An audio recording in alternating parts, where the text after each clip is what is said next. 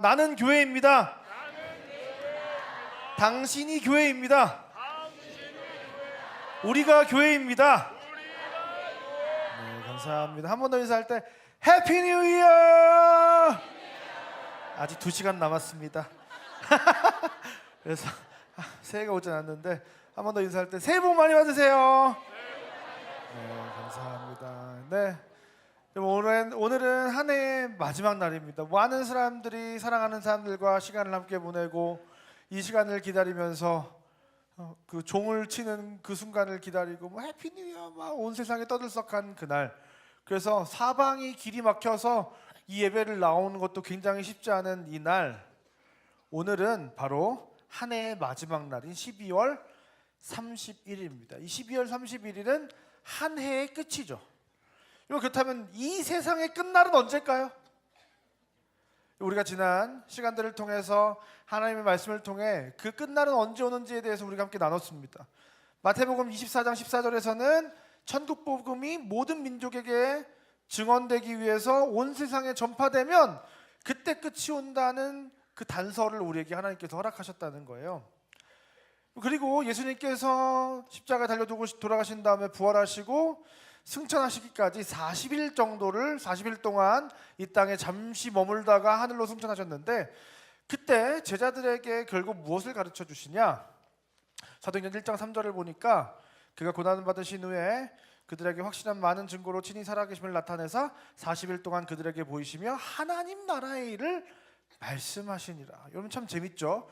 예수님께서 공생애를 시작하셨을 때 40일 동안 광야에서 시험을 받으셨고, 예수님이 공생애 사역을 마무리하는 이 시간에도 40일 동안 제자들과 500여 성도들에게 자기를 드러내시면서 무언가 마지막 활동을 하고 가셨는데, 그 40일 동안 예수님께서 무엇을 하셨냐?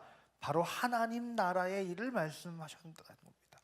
여러분, 이제 하나님께서는 예수님을 보내셔서 그 나라를 시작하셨고, 그 나라를, 영광을, 권세를 위임받아서 이제 그 나라를 세워갈 하나님의 사람들에게, 제자들에게 예수님께서 남은 40일 동안 인텐시브로 아주 짧은 시간 동안 집약적으로 그 하나님의 나라에 대해서 가르쳐주기 시작했다는 거예요. 그러면서 예수님께서 이제 이렇게 제자들에게 명령을 하셨다는 겁니다.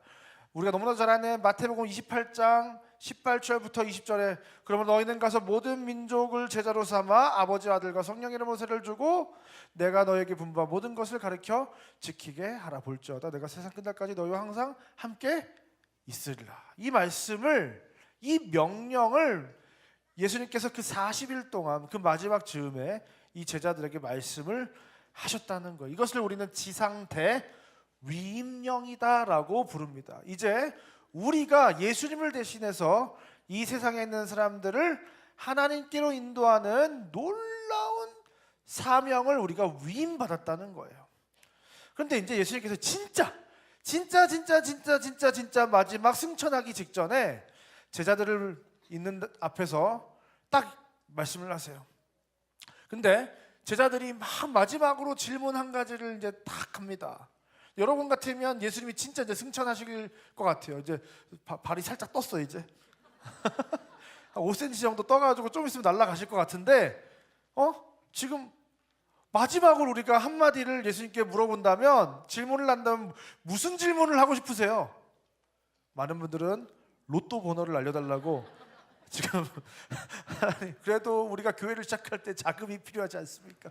그러면서 로또 번호를 알려달라고 할 수도 있고, 막 진짜 엘리사가 엘리야한테 그랬던 것처럼 막 갑절에 막 영역을 달라고 막 10배 100배의 영역을 우리한테 부어달라고 막 해가지고 막 장풍 쏘고 막 이럴 수 있게 그런 어떤 능력을 달라고 막 이렇게 할 수도 있는데, 아니면 하나님 나라의 더 비밀한 무언가를 하나만 더 가르쳐주고 가십시오라고 할 수 있는데, 이때 사도행전에서 이 제자들이 뭐라고 얘기했냐면 1장 6절에 주께서 이스라엘 나라를 회복하심이 이때니까 막 미치고 팔짝 뛰는 얘기를 또 하는 거예요. 그러니까 지금 계속해서 예수님이 이제 모든 민족이 구원을 받는 그 하나님의 나라를 내가 완성해 갈 거고 너희가 그 일을 할 거야 라는 하나님의 나라에 대해서 공생애 동안 계속 얘기하고 지금 마지막 40일 동안 하나님의 나라에 대해서 계속 얘기했는데 이 마지막 순간에 딱 가려고 봤는데 하는 질문이 뭐였던 거예요? 이스라엘 나라는 언제 회복해 주시는데요? 이 질문을 하고 있으니까 예수님이 막 진짜 그런 상황입니다. 그때 예수님께서 이제 때와 시기는 너희가 알 바가 아니라 막 이러시면서 진짜 마지막으로 제자들에게 이 말씀을 하시고 떠나시는 말씀이 우리가 너무 잘 아는 사도행전 1장 8절에 오직 성령이 너에게 임하시면 너희가 권능을 받고 예루살렘과 온 유대와 사마리아 땅끝까지로 내 증인이 되리라 하시니라, 이 말씀을 하시고 예수님께서 하늘로 승천하셨다는 거예요. 이제 정신 차려라. 너희가 권능을 받고 예루살렘과 온 유대와 사마리아 땅끝까지 이르러 그 복음의 깃발을 들고 나와서 모든 민족에게 이 천국 복음을 전해서 그 하나님의 나라를 완성하는 놀라운 일들을 이제 너희가 하게 될 거야. 이스라엘 나라 회복 이런 얘기하지 말고 하나님의 나라를 어떻게 완성할 것인지를 너희들이 앞으로 생각하고 고민하면서 성령을 기다려라, 이 말씀을 하셨다는 거예요. 여러분 잘 보세요. 예수님이 마지막 가시는 그날까지 이 유대인이었던 이 제자들은 물리적 이스라엘 나라의 회복을 여전히 바라고 있는 어리석은 모습을, 그 경향성을, 그 관성을 계속 가지고 가더라는 거예요. 그러니까 아무리 예수님이 3년 동안 말하고 40일 동안 말하고 아무리 얘기를 해도 수천 년 동안 이들이 가지고 있었던 이스라엘 중심적인 그 사고와 이 율법적인 사고는 하나님이 이제 새롭게 시작하시는 그 하나님의 나라를 바라보고 그 하나님의 나라를 완성하는데 엄청난 걸림돌이 되었던 것입니다. 사도행전에서는 인물 중심으로 세 구역으로 이 사도행전을 나눌 수 있다고 했는데, 처음에는 사도를 중심으로 하나님의 나라를 이루어 가시다가 결국에는 사람들을 계속 바꾸신다는 거예요. 스데반과 빌립과 같은 평신도 집사들을 사용하시고 나중에는 사도 바울과 같은 회방자들을 사용하시는데, 왜 하나님이 제자들을 3년 동안 교육시키시고 이 사도를 중심으로 놀라운 하나님의 역사를 이루어 가실 수도 있는데 왜 중심 인물을 바꾸시고 선회하시는가? 왜냐하면 여러분, 사실 예수님이 당장 유대인들을 들어서 사용하시기에는, 이들을 뭔가 고치고 바꿔서 사용하시기에는 하나님이 지금 하시고자 하는 그 작정하신 계획하신 하나님 나라의 역사가 너무 시급하고 급박한데, 이 유대인들을 지금 바꿔다가는 뭐 100년 1000년 소용이 없는 거예요. 그래서 이 유대인들, 정통 유대인들, 이 개종한 유대인들이 실제로 이 복음의 역사를 이뤄가는 주역이 되기가 굉장히 힘들었다는 거예요. 여러분, 그래서 이제 하나님께서 이제 놀라운 역사를 이제 새로운 사람들을 중심으로, 더 나아가서 나중에는 이방인들을 중심으로 이 하나님의 나라의 역사를 이루어 가시는데, 이 사도행전을 쭉 보니까 이제 사마리아에서 복음을 전하고 그 이후에 이제 빌립 집사님, 스데반 집사님 중심의 놀라운 사역이 이어지다가 다시 갑자기 베드로의 사역이 등장하기 시작합니다. 일곱 집사와 헬라파 유대인들을 중심으로 이루어졌던 사역이 진행되는 과정에 갑자기 베드로가 또 등장하는 거예요. 그 이후에 사울이 하나님을 만나고 바울로 변하고 이방인의 사도가 되는 그 과정이 다 흘렀는데도 갑자기 이 사도행전 10장에서 베드로가 등장하는데 왜 등장하는가? 그것을 오늘 한번 우리가 함께 살펴보기 원합니다. 베드로가 사마리아에서 복음을 전하고 그 이후에 루따와 욥바라는 곳에서 사역을 하는데요. 루따에서는 중풍병자를 고치고 욥바에서는 죽은 다비다를 살려냅니다. 다비다야 일어나라 하니까 그 다비다가 일어나요. 그 놀라운 사역과 열매가 지금 베드로를 통해서 일어나는데, 그 장소가 어디였냐? 여전히 유대 루따와 욥바 지역이었던 것입니다. 하나님의 계획은 예루살렘과 온 유대와 사마리아와 땅끝까지 가야 되는데 베드로가 사마리아까지 갔다가 다시 유대로 리턴을 했다는 거예요. 왜 그랬을까요? 모르긴 몰라도 이 베드로가 굉장히 보수적이었고 겁도 나고 땅끝까지 나아간다고 하는 것이 굉장히 막연하고, 무엇보다 본능적으로 이방인들에게 복음을 전해야 된다는 그 사실 자체가 자기의 마음으로 와닿지가 않았을 거예요. 바로 그 순간 하나님께서 이 베드로에게 개입을 하십니다.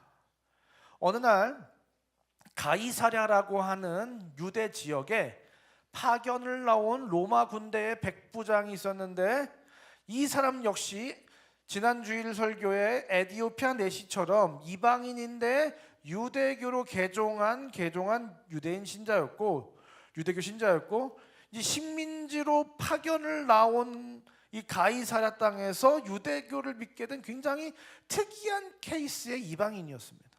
근데 이 사람이 유대교를 굉장히 열심히 믿었고, 사도행전 10장 2절 보니까 그가 경건하여 온 지방과 더불어 하나님을 경외하며 백성을 많이 구제하고 하나님께 항상 기도하더니 경건하고 온 집안을 하나님을 경외하도록 만들 정도로 굉장히 신실하게 하나님을 섬길 뿐만 아니라 사람들에게도 구제를 많이 하고, 더 나아가서 항상 하나님께 기도하는 사람이었다는 거예요. 그래서 이 고넬료가 기도 시간에 기도를 항상 하고 있었는데, 어느 날 그 기도하는 중에 하나님의 사자가 이렇게 고넬료에게 묻습니다. 고넬료야 하고 부르세요.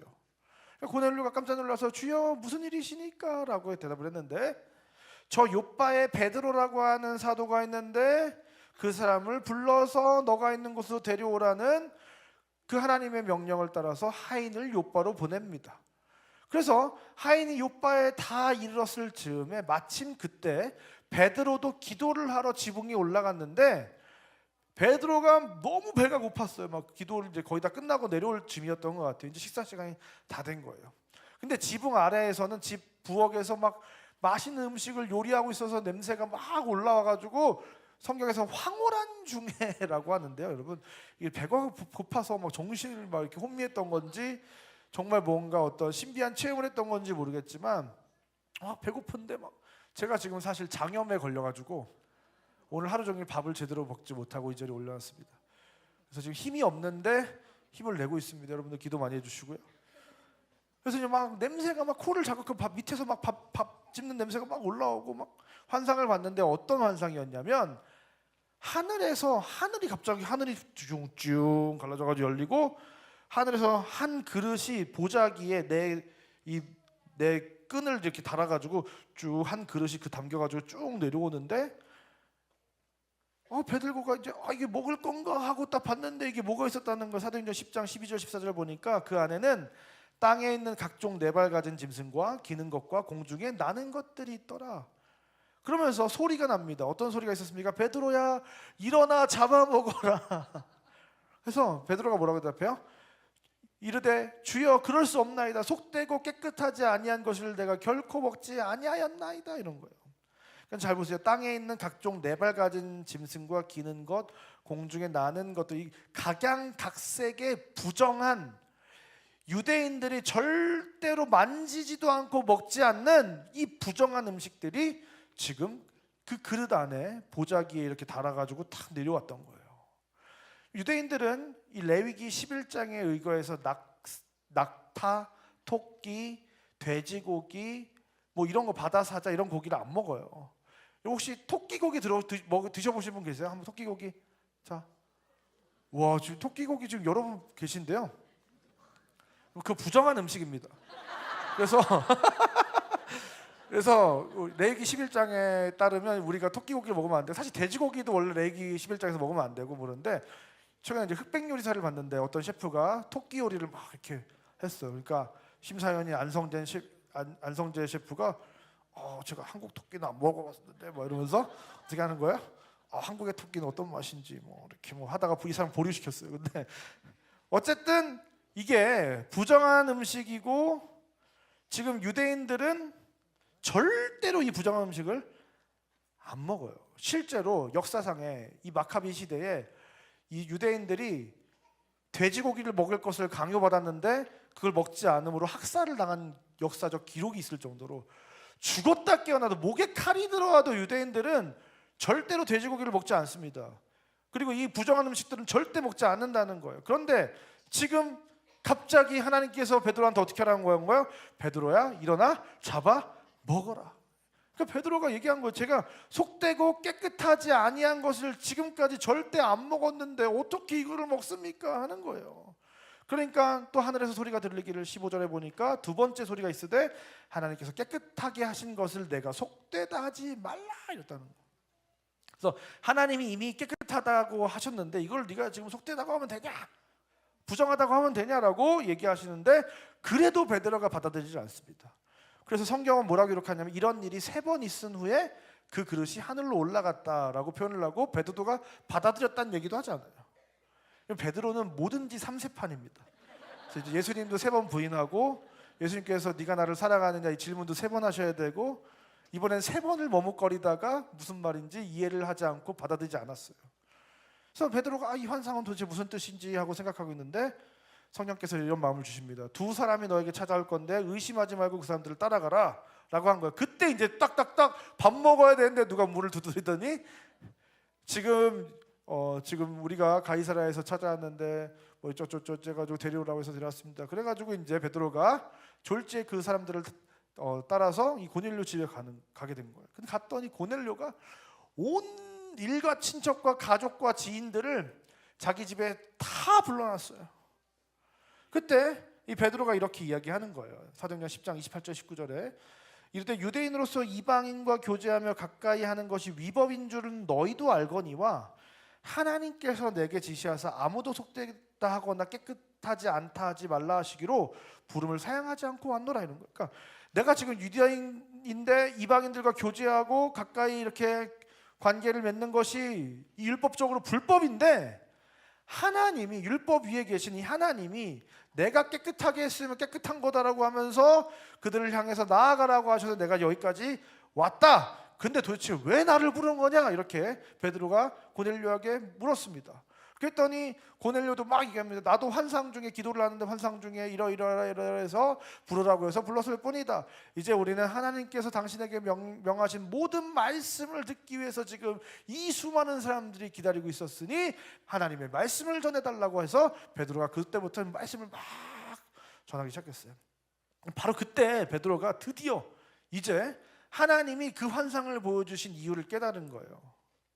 34절과 35절 다 같이 읽겠습니다. 시작.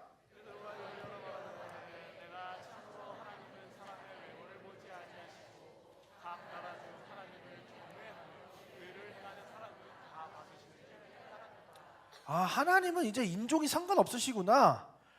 이제 각 나라 중에서도 하나님을 경외하고 하나님의 뜻대로 살고자 하는 자들은 다 이제 하나님께서 받으시는구나. 이거를 지금 이제 머리로 베드로가 깨달은 거예요.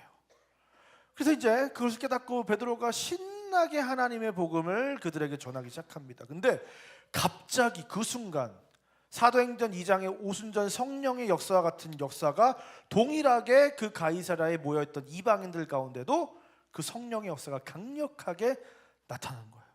근데 이방인들도 이방인들에게도 이 성령의 역사가 나타난다는 것을 확인하자 이제 베드로는 100% 이제 머리로 깨닫는 걸 넘어서 눈으로 하나님의 역사가 그들에게 나타난 것까지 경험을 하고 완벽하게 하나님 앞에서 이방인의 구원을 인정하게 되는 사건이 바로 오늘 본문의 내용입니다. 여러분, 근데 이 과정이 순탄치가 않았다는 거예요. 왜요?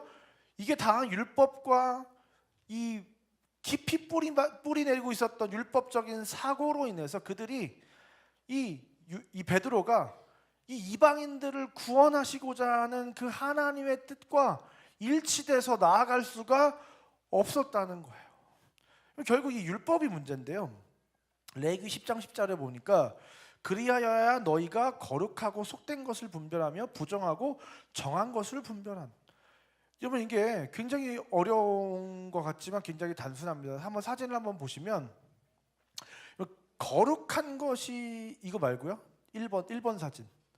1번 사진 그 이렇게 화살표 있는 거 보여주시면 감사하겠습니다. 이거 말고요. 1번 사진. 네, 감사합니다. 이 세상에 모든 것이 있는데 모든 것 중에는 하나님께서 특별하게 선택해서 구별하여서 거룩하게 분리해 놓은 이 거룩한 것이 있고, 반면에 여전히 세상에 속해 있는, 그래서 더러울 수밖에 없는 속된 것이 있는데, 이 속된 것은 다시 부정한 것과 여전히 부정한 것과 제사를 통해서 여러 가지 속죄 의식을 통해서 정결하여진 것으로 구별되는 거예요. 그래서 이 세상에는 세 가지 종류가 있다. 거룩한 것이 있고, 자, 속된 것이 있는데 속된 것 중 안에 이미 정결해진 것이 있고 여전히 부정한 것, 이 세 가지로 나눠지는데, 이 부정한 것이 정결하게 되고 정결한 것은 또 거룩하게 될 수가 있다는 것이죠. 근데 중요한 것은 무엇이냐면 마지막 그 표를 한번 보여주실까요? 네, 표를 보면 이 결국은 이 거룩한 곳은 어디냐? 바로 이 성소와 지성소입니다. 그래서 제사장들만 그 성소 깊은 곳으로 들어갈 수 있었고, 정결한 자들은 이 성소 바깥까지 들어갈 수 있는데, 이것이 바로 이스라엘 백성들이고, 그리고 이스라엘의 진영까지를 이제 정결한 곳으로 우리는 바라보는 것이고, 성경에서 이제 부정한 곳은 어디냐? 바로 이스라엘 백성이 아닌 이방인들과 이스라엘의 진영 밖을 우리는 부정한 곳, 그리고 부정한 사람들로 우리는 이제 분류를 하는 겁니다. 그래서 사람으로 따지면, 다시 말하면 가장 거룩하게 구별된 제사장이 있고, 그 다음에 속되지만 정결하게 된 이스라엘 백성이 있고, 그리고 여전히 부정한 이방인들이 있고, 이 이방인들은 절대로 유대인들이 상종할 수 없는 자들이다. 그래서 베드로가 뭐라고 얘기한 거예요?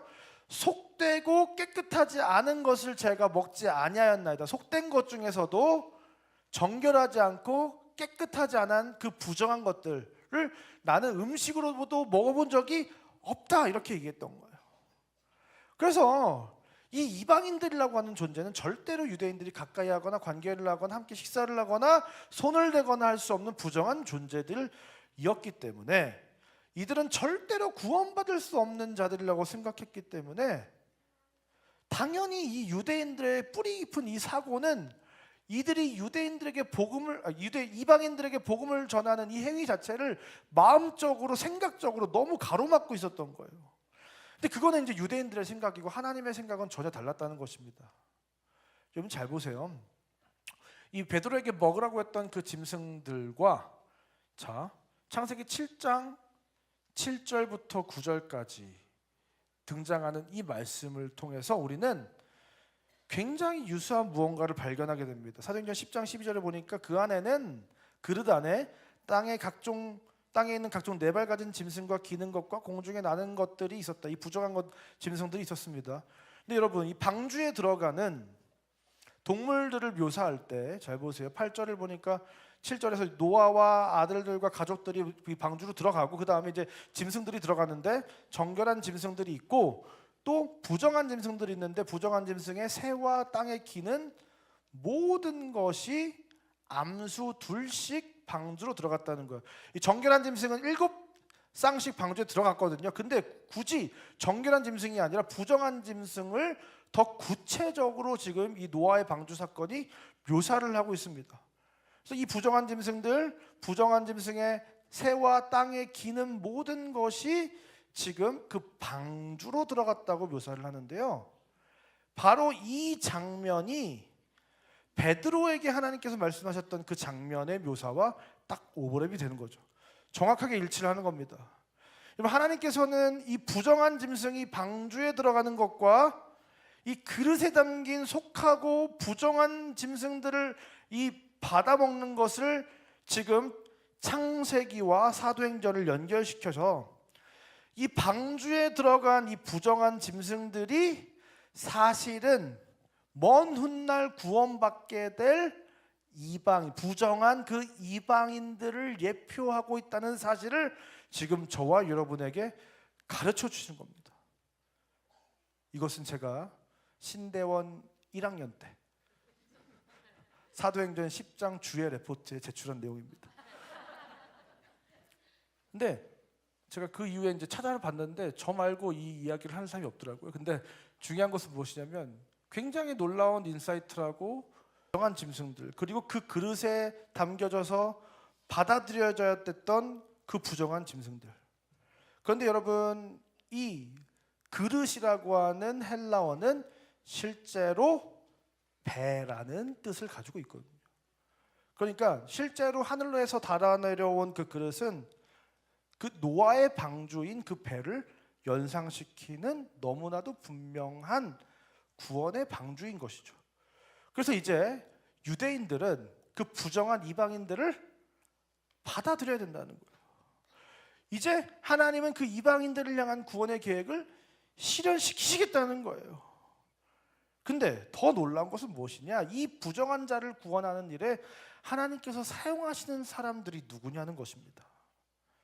여러분, 사도행전의 시작은 우리가 너무나 잘 아는 것처럼 예루살렘 교회의 성직자들이었던 사도들, 예수님께서 처음에 공생애를 시작하시면서 부르셔가지고 구별하여 부르셨던 그 12 제자들이었던 거룩한 사도들을 중심으로 하나님의 나라가 시작되었고 그 하나님의 나라는 처음 세워졌습니다. 그런데 잘 보세요. 이 사도행전 딱 중간에 어떤 일이 벌어졌다는 거예요? 이 사도 중심의 하나님의 나라 운동에서 평신도 집사들 중심으로 스데반 집사와 빌립 집사 중심으로 그 주역들을 하나님께서 바꿔버리시더라는 거예요. 여러분, 이것은 하나님이 정말로 분명한 어떠한 의도를 가지고 그 복음의 역사를 움직이시고 계시다는 것을 우리가 발견해야 되는 겁니다. 여러분 잘 보세요. 원래 평신도 집사라고 하는 존재들은 하나님 나라 사역에 동참할 수 있는 자들이 아니에요. 여러분, 이방인들이 하나님의 백성이 될 수 없었듯이, 여러분 아까 그 표를 다시 한번 기억해 보시면 일반 백성들, 이 평신도 집사들은 제사장들처럼 성소에 들어가서 하나님과 이 세상을 연결하는 존재로 기능할 수 없는 자들입니다. 거룩하여 구별해낸 자들이 아니었습니다.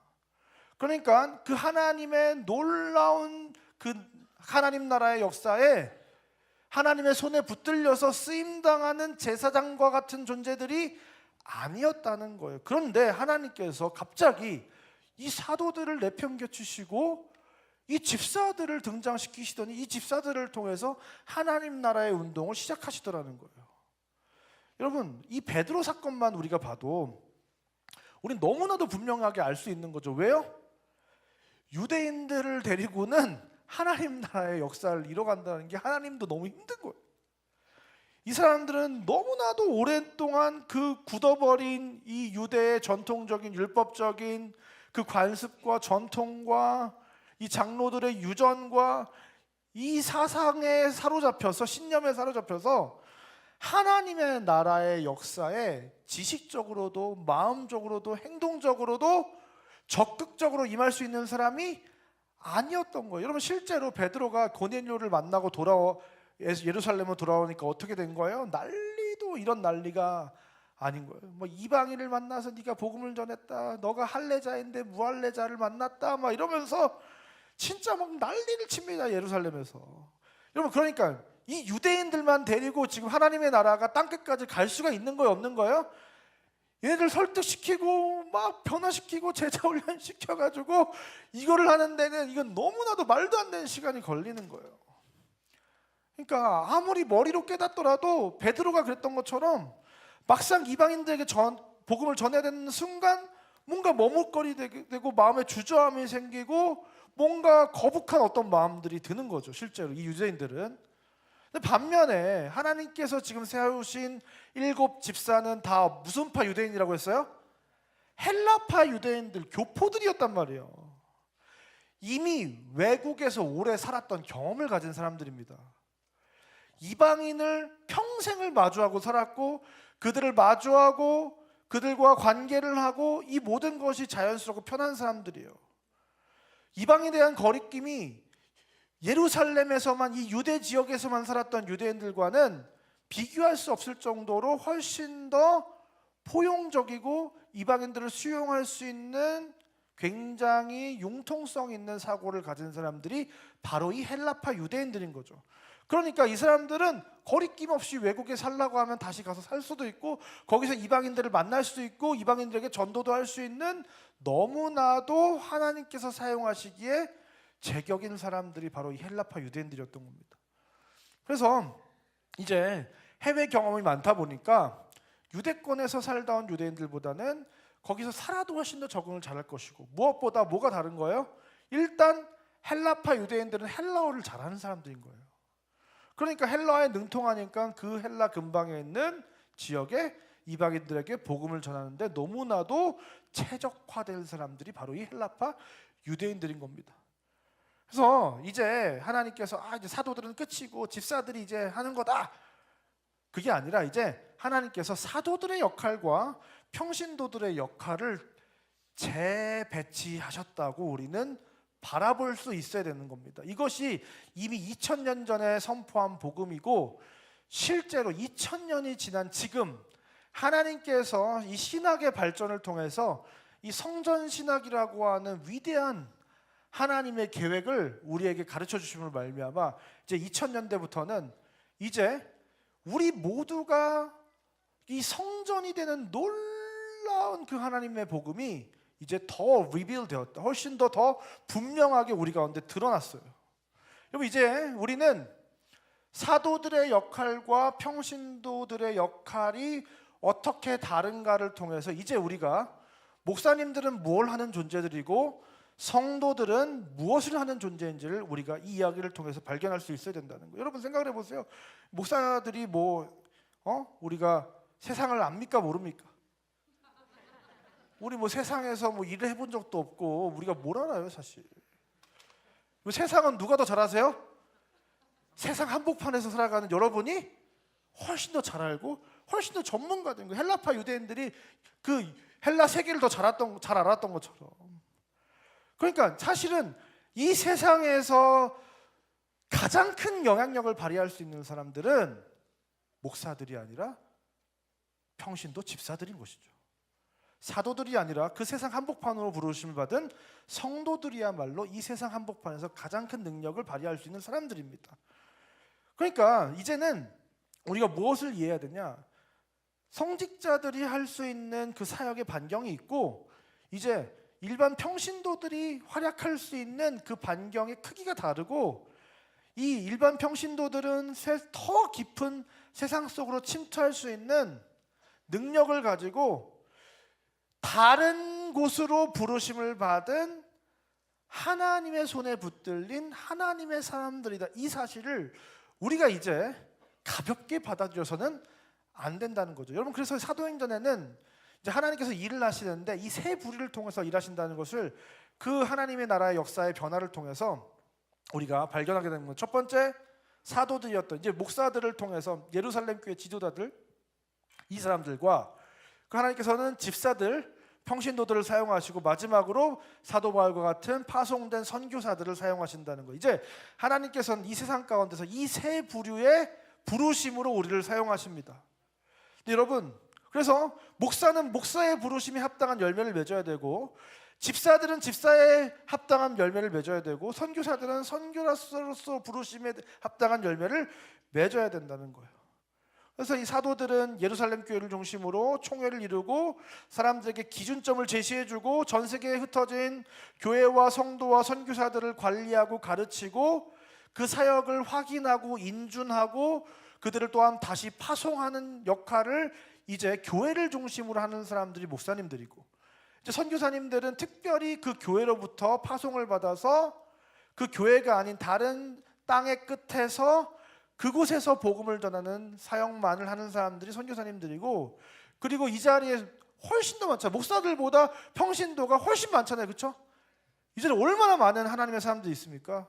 이 집사님들, 이 평신도들은 자기의 부르심의 그 자리에서, 나에게 주어진 그 자리에서 나의 전문적인 영역과 그 직업의 현장에서 그 세상의 한복판에서 더 깊은 세상으로 침투해서 그곳에서 하나님의 나라를 세우고 그곳에서 천국의 복음을 전파하는, 모두가 하나님의 제사장으로 하나님과 세상을 연결하는 존재들로 불렀지만 그 현장이 다른, 선교사님들은 해외에서, 평신도들은 자기 삶의 부르심의 자리에서, 목사님들은 이 성전에서 하나님께서 부르신 그 자리에서 이제 제사장의 역할을, 누군가를 하나님께로 인도하는 역할을 이제 저와 여러분이 하게 되었다는 거예요. 그러니까 여러분, 이제 목사, 선교사, 집사는 부르심의 장소가 다른 것이고 부르심의 역할이 다른 것이지 부르심의 크기가 다르진 않다는 거예요.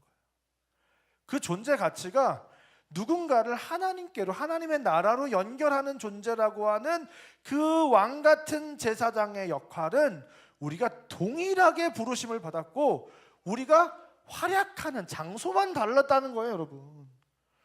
그래서 목사도 집사도 선교사도 각기 다른 부르심의 자리에서 사람들을 하나님께로 인도하는 왕 같은 제사장의 역할을 하게 된다. 그러니까 뭐 성직자는 이제는 뭐 더 거룩하고 뭐 성도는 덜 거룩하고 그게 아니라 모두가 하나님께로부터 구별되어 선택받은 하나님께 속한 거룩한 하나님의 사역자들이다. 여러분 그것을 믿으십니까? 아멘. 여러분 이제 진정한 평신도의 시대가 왔다고 저는 생각을 합니다. 여러분 이 파운데이션, 이 위에 저희 상곡교회는 이제 달려나갈 것입니다. 우리가 계속해서 이 마태복음과 이어서 이제 사도행전을 이어가기 전에 이 포로기의 상황을 우리가 함께 공부를 많이 했습니다. 포로 귀환을 했던 이스라엘 백성이 성전을 지었다가 나중에는 성벽을 완성하는데요. 이 성벽을 완성한다는 것의 의미는 무엇이었냐면 결국 궁극적으로 마지막에 요한계시록에서 하나님께서 새 예루살렘 성을 이렇게 보여주시는데 그 새 예루살렘 성, 이 완성된 천국의 모습이 어떠했냐? 그 성벽이 이스라엘 12지파를 상징하는 보석들로 이렇게 다 둘러져 있었다는 거예요. 그러니까 이 성벽은 누구를 상징하는 거예요? 이스라엘 12지파, 영적인 이스라엘 교회와 성도들을 상징합니다. 그런데 이 성 안에 빛이 없었다는 거예요. 왜요? 이 성 안에, 이 성벽 안에 하나님이 임재하시면 하나님이 빛이기 때문에 빛이 필요 없다는 겁니다. 그리고 그 성에는 성전이 없었다고 이야기를 합니다. 왜냐하면 이제 이 성벽 안에, 이 예루살렘 성 안에 하나님이 계시면 이제는 더 이상 하나님이 거하실 특별한 구별된 장소인 성전이 더 이상 필요 없게 되는 거예요. 왜요? 지금까지 왜 이 땅에 성전이 필요했습니까? 부정한 우리가 하나님과 함께하고 마주하게 되면 죽을 수도 있으니까 하나님이 우리와 함께하고 싶으신데 우리와 분리되어서 거하실 특별한 공간이 필요했고 그것이 성막이었고 예루살렘 성전이었습니다. 근데 이제 영원한 하나님의 나라에서는 의롭다 하심을 받은 우리는 깨끗해졌기 때문에 이제 하나님과 함께할 수 있고 완벽하고 완전한 연합을 이룰 수 있기 때문에 하나님이 거하실 특별한 다른 공간이 필요 없고 이제 우리가 하나님과 연합해서 함께 거하게 된 그 예루살렘 성 그 자체가 성전이 되어버리는 거예요.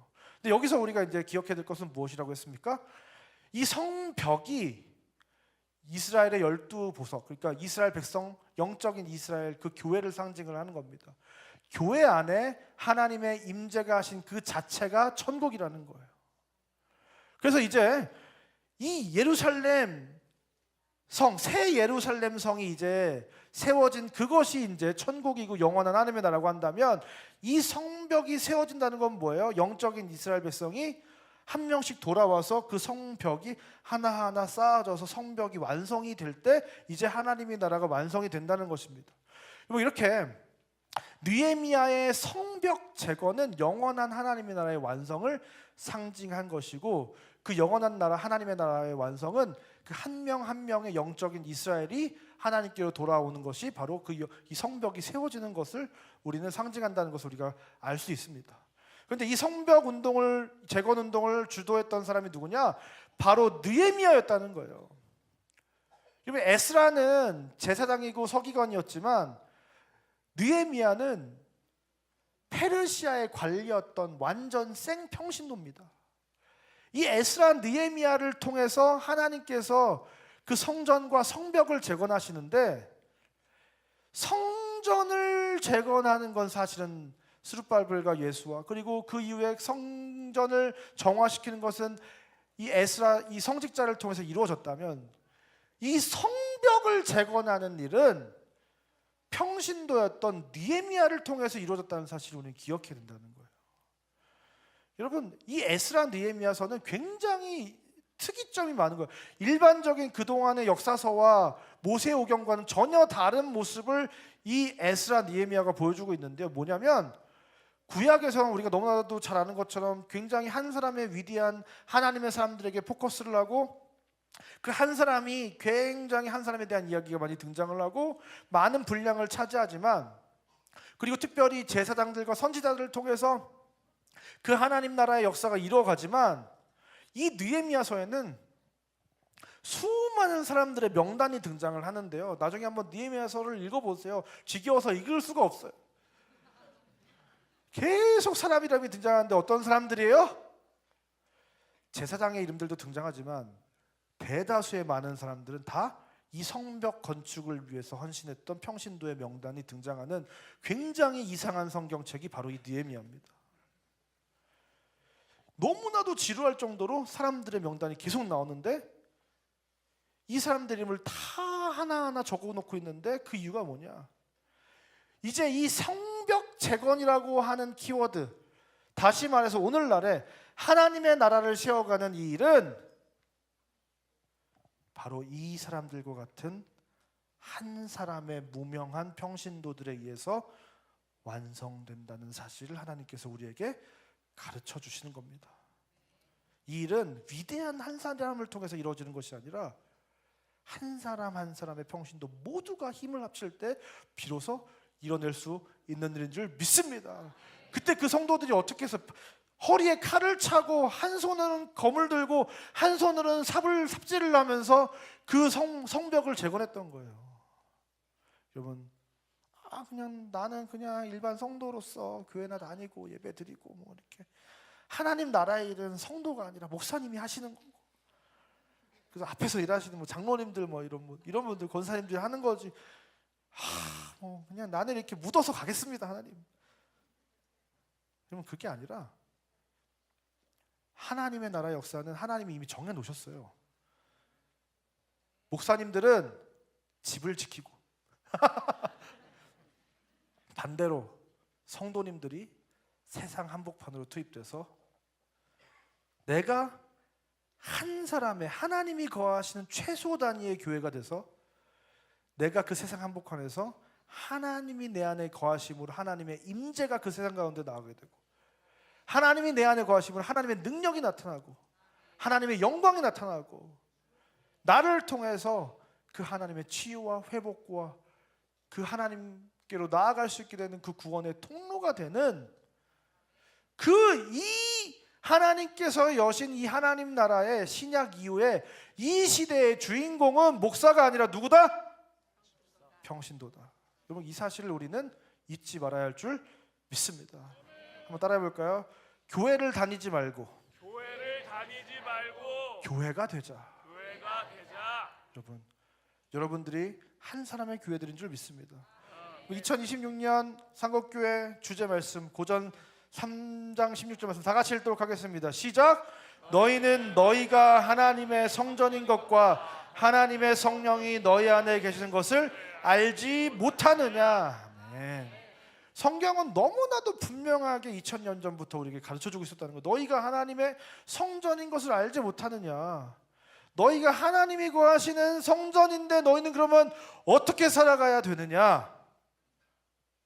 그래서 2026년 우리 상곡교회는 그 성도의 정체성, 이 평신도의 시대를 여신 하나님께서 우리를 무엇으로 부르시는가? I am 처치, 나는 교회입니다. 이것이 2026년 우리 상곡교회 표어입니다. 다 같이 따라하겠습니다. 시작. I am 처치, 나는 교회입니다. 여러분, 저와 여러분 모두가 하나님이 거하시는 성전인 교회들인 줄 믿습니다. 여러분, 하나님께서는 그 예수님께 주셨던 나라와 영광과 권세를 교회와 성도들인 저와 여러분에게 주시고, 이제는 대평신도의 시대를 여셔서 이 평신도들을, 집사들을 주인공으로 세우셔서 하나님의 나라를 완성하시겠다고 하는 놀라운 하나님의 계획을 이제 이루어 가실 줄 믿습니다. 그렇다면 우리 상곡의 성도 여러분, 하나님이 거하시는 성전된 저와 여러분은 남은 우리의 인생을, 지난주에 우리 원로 목사님께서 남은 날을 계수해 보라고 했는데, 정말 우리가 남은 이 날은 지금까지는 어떻게 살았는지 몰라도 지금까지는 하나님과 전혀 상관없이, 하나님의 나라의 역사와 전혀 상관없이 살아왔는지 몰라도 남은 나를 계수하여 볼 때 우리는 이제 어떠한 존재로 살아가야 할까요? 우리 아까 영상에서 15분 동안 건모가 처음에 이 영상을 만든다는데 30분을 하겠다는 거예요. 안 된다, 성도님들 다 그 전에 도망가신다 이래가지고 15분을 만났는데 막 15분이 5분처럼 후딱 지나갔죠. 우리 문현 집사님이 이렇게 재밌으신 분인지 제가 처음 알았고요. 그래서 근데 여러분, 우리 모두가 다 이렇게 살아가잖아요, 세상 한복판에서. 그럼 나는 어떻게 하면 더 하나님이 기대하시는 교회 같은 존재로 이 세상을 살아갈 수 있을까? 하나님께서 이 평신도를 들어서 이 세상 한복판에서 하나님의 나라 역사를 이뤄 가실 때 나는 어떻게 하면 세상의 빛과 소금으로 살아갈 수 있을까? 어떻게 하면 내가 예수 그리스도의 이름을 먹칠하지 않고 그리스도인들이라고 이름을 불러주고 칭찬받는 세상에서 예수 믿는 사람들은 다르다고 하는 무언가를 보여주면서 살아갈 수 있을까? 이제 우리는 그 고민을 하며 살아가야 될 줄 믿습니다. 오늘 이 시간 2026년 IM처치 나는 교회입니다. 이 표와 함께 2026년에 우리가 많은 이야기들을, 하나님의 말씀들을 나누게 될 텐데, 이 표가 나의 정체성과 나의 부르심과 나의 존재 가치를 되찾아주는 놀라운 능력이 있는 한 문장이 되기를 주님으로 축원드립니다. 2026년에 저와 여러분이 그런 놀라운 존재로 변화되는 그 은혜가 우리 가운데 있기를 주님으로 축원드립니다. 제가 어느 날 짤을 봤는데요, 정승재 수학쌤이라는 분이 계세요. 이분이 어떤 분이냐면 수학을 가르치는 강사, 1타 강사신데 수학 가르치는 건 전 잘 모르겠고 맨날 무슨 삼겹살 굽는 법 이런 짤이 나와요. 근데 너무 재밌어. 삼겹살을 착 해가지고 얼마나 재밌게 말씀하는지 몰라요. 이러니까 1타 강사가 되는구나, 그런 생각을 했는데요. 근데 어느 날 이제 이분이 워낙 하도 요리 영상을 많이 이렇게 짤이 도니까 안성재 셰프와 유튜브에 출연하겠습니다. 모수 이 미슐랭 3스타 안성재 셰프와 이 유튜브에 출연해가지고 막 그냥 요리 막 만들다가 이런 얘기를 해요. 자기는 결혼을 못 하겠대. 나이가 굉장히 많으신 걸로 알고 있는데 결혼을 못 하겠대요. 자기의 지금 행복 지수가 한 70 정도 된대요. 100 중에 한 70 정도 행복한데 내가 결혼을 하게 되면 내 행복 지수가 70에서 50으로 이렇게 떨어질까봐 결혼을 못 하겠다는 거예요. 그러니까 이제 이 안성재 셰프가 뭐라고 얘기했냐면, 함께 해서 90이 되고 100이 될 수도 있지만 사랑하기 때문에 50이 되더라도 괜찮아야 결혼을 하는 거라고 아주 지혜로운 이야기를 해주더라고요. 결혼은 그런 거잖아요. 여러분, 누군가와 함께 한다는 것은 그런 거잖아요. 이 삶을 통해 내가 득보려고 더 행복하려고 하기도 하지만, 사실은 살아가는 우리의 삶의 현장에서 누군가와 함께한 그 나날들이 그냥 행복하기만 했냐고, 얼마나 이 인생의 풍파와 모진 파도와 어려움과 어두운 터널들을 우리가 마주하게 되냐고요. 행복 지수는 50이 아니라 30, 20으로 떨어질 수도 있는 그 삶 속에서 그 사람을 너무나도 사랑하기 때문에 그 사람과 함께할 수 있는 것, 그것이 바로 사랑이고 사랑하는 사람과의 인생의 여정을 걸어가는 길이다. 그것을 우리는 기억해야 할 줄 믿습니다. 우리가 헌신할 수 없다고 하는 많은 이유들이 있어요. 우리가 목사님 저는 교회로 산다는 건 저에게 너무 부담스럽습니다. 수많은 핑계들이 있습니다. 그렇게 살면 피곤하고 눈치 보이고 조롱당하고 수치를 당하고 불이익을 당하고 귀찮게 사람들을 막 신경 써야 되고 늘 긴장하고 조심해야 되고, 여러분 그럴 때 우리의 행복 지수가 떨어질지는 모르겠지만 저와 여러분은 하나님을 사랑하기 때문에 내 행복이 반토막이 나더라도, 반의 반토막이 나더라도 하나님과 함께하는 그 좁은 길을, 행복이 아닌 그 하나님을 사랑하는 그 사랑을 기꺼이 선택하는 자들이 저와 여러분의 인생인 줄 믿습니다. 이번 저와 여러분은 2026년 교회로 살아가고 그 하나님과 걸어가기로 결단하는, 서약하는 2026년 되기를 주며 축원드립니다. 그 하나님과 그 사랑의 관계를 지속하고 그 하나님과 함께 그 세상으로 걸어가는 그 길이 때때로 가시밭길이고 좁은 길이고 십자가를 짊어지는 길이라고 할지라도, 세상적인 수치로 그 행복 지수가 반토막이 나고 반의 반토막이 나더라도 우리는 하나님을 사랑하기 때문에 그 길을 기꺼이 즐거이 기쁨으로 걸어가는 자들인 줄 믿습니다. 2026년 교회가 되기를 선택하셔서, 교회는 그 하나님과 연합이잖아요. 그 하나님과 함께하기를, 함께 우리의 인생을 걸어가기를 결정하셔서 우리 인생 가운데 그 하나님을 높이 드러내고 그 하나님의 아름다우심이 이 세상 가운데 드러나는 그 놀라운 일들을 위하여 우리의 인생을 살아가는, 그 부르심에 합당한 열매를 맺으며 살아가는 저와 여러분의 인생 되시기를 주님으로 축원드립니다. 시간 다 같이 자리에 나셔서 함께 찬양하고 기도하며 나가겠습니다.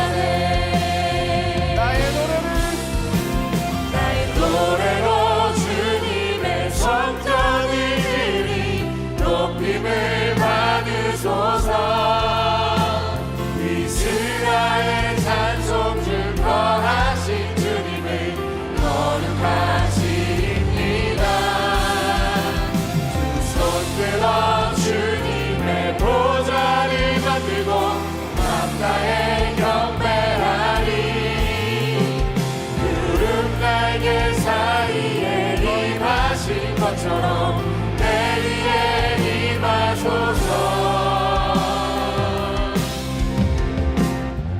우리는 주의 움직이는 교회, 이곳은 주님을 위한 자리. 내가 기도하는 모든 땅 위에서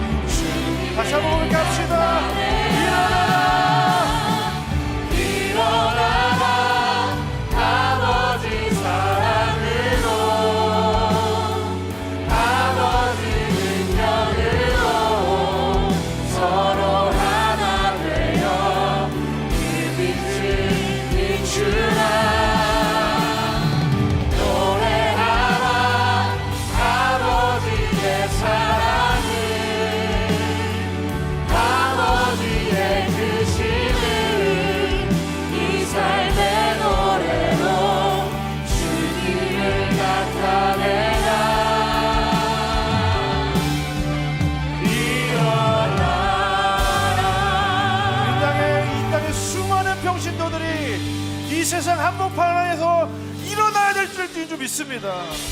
이 시간 한번 기도할 때 주님, 이 땅에 하나님께서 한 사람 한 사람의 그 작은 교회를 찾으실 때 주님, 제가 바로 그 주님이 찾으시는 교회가 되기 원합니다. 주님, 나를 사용하여 주시옵소서. 주님, 우리에게 믿음과 지혜와 용기와 인내와 사랑을 한량없이 부어 주시옵소서.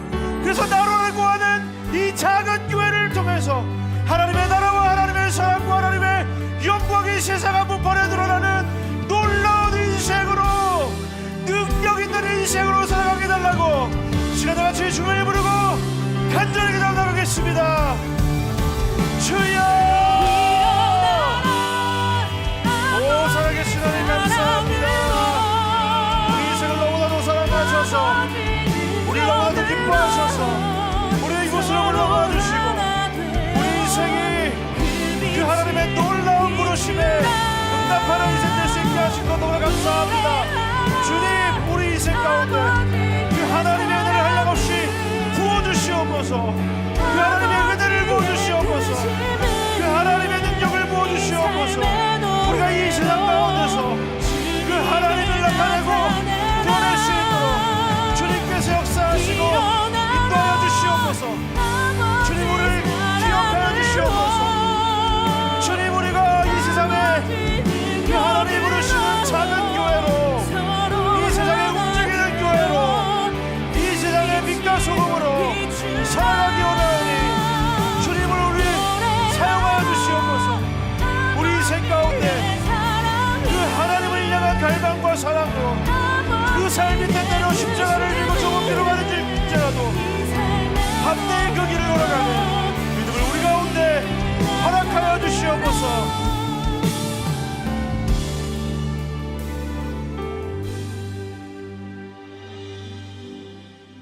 자리에 앉으시고요. 오늘 이 시간 준비한 예물을 하나님께 드릴 때 우리 젊은 부부 남성 팀에서 특송하도록 하겠습니다.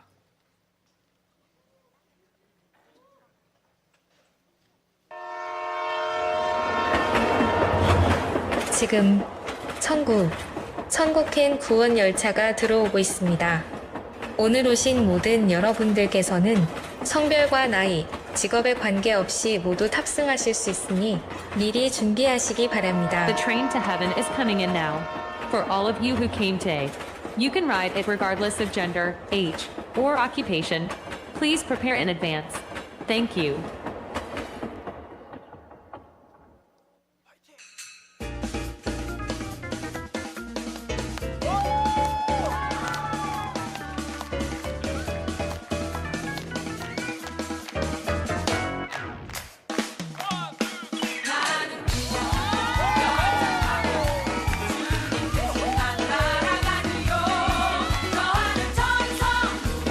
달려가는 구원 열차 타시고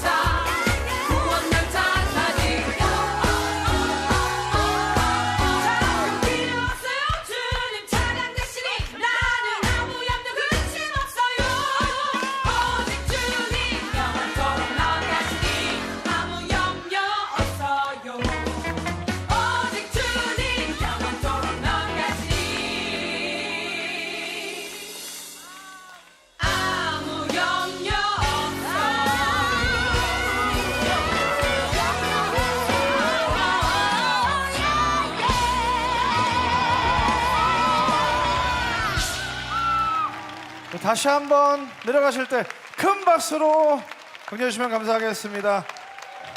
너무나도 고생 많으셨습니다. 여러분, 우리 지난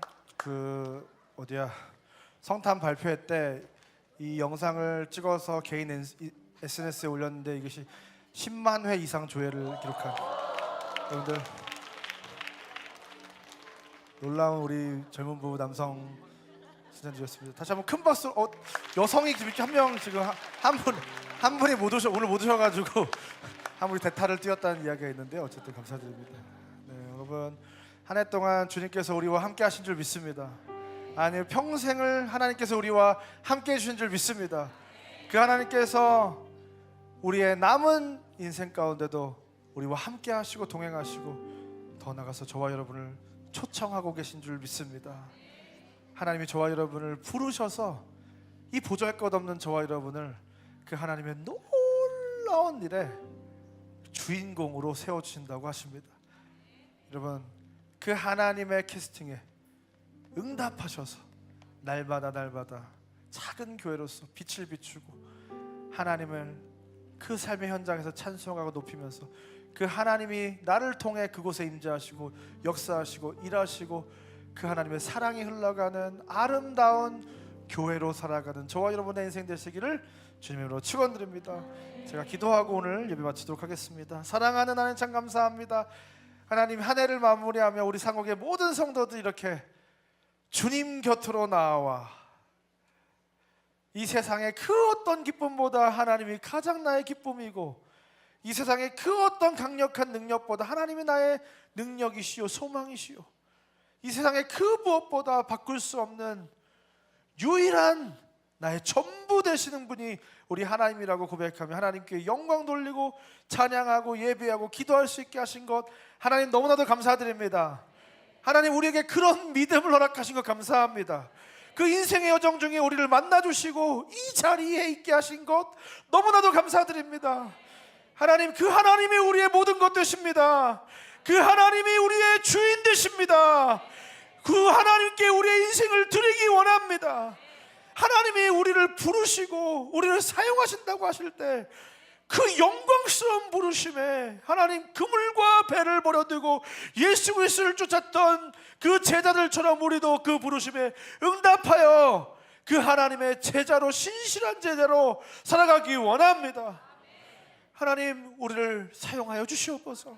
우리를 그 세상의 가장 작은 단위의 교회로 우리를 부르셨으니 이 작은 교회를 이 세상의 수많은 곳으로 파송하셔서 그 자리에 교회를 세우시고 그 교회를 통해서 그 생명을, 사랑을, 은혜를, 축복을, 복을 하나님께서 흘려보내시기로 작정하셨사오니 하나님, 우리를 사용하시고 우리가 하늘과 땅을 연결하는 그 통로가 되어서 제사장이 되어서 그 세상에 있는 수많은 사람들, 지금도 하나님을 알지 못해서 이 세상 속에서 쾌락과 그 유흥과 그 헛된 것을 쫓으며 오늘 하루를 보내고 있는 그들에게 하나님, 우리가 그들의 인생 가운데 의미가 되고 좋은 소식이 되고 기쁨이 되고 참된 평안과 안식이 되고 이렇게 살아가는 것보다 더 나은 삶이 있다는 것을 보여주고 이 세상과는 비교할 수 없는 천국이 있다는 것을 이 세상 가운데 나타내고 드러내는 놀라운 인생들 우리가 다 될 수 있도록 주님께서 우리를